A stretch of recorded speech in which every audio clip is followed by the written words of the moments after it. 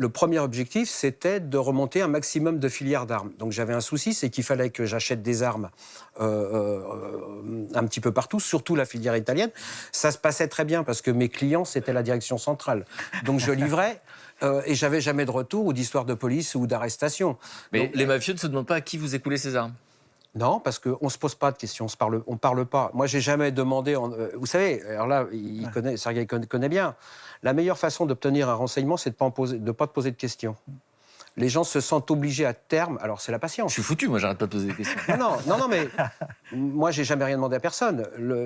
J'ai toujours laissé les gens venir à moi. C'est comme ça qu'on fonctionne. S'il prend une part active dans l'approche de la cible, il peut être repéré. On va dire, oh, lui, il file un mauvais coton. Tandis que il est là, il s'entoure des gens qui vont le mener vers vous. Et ces gens-là, à un moment donné, vont lui demander des services. Et à ce moment-là, lui, il est là. Et on va l'amener sur le plateau vers sa cible. Mais alors, par exemple, prenons cet exemple-là, vous devez vous approcher d'une cible. Votre objectif, c'est que l'entourage de cette personne dise « Oh là là, il faut que tu rencontres cet homme ». Et donc, vous faites quoi pour qu'on ait envie de vous rencontrer? Bah, je fais tout pour pouvoir le rencontrer. Je refuse les rendez-vous. Je fais tout pour pouvoir les rencontrer, les gens. J'ai aucune raison de les rencontrer.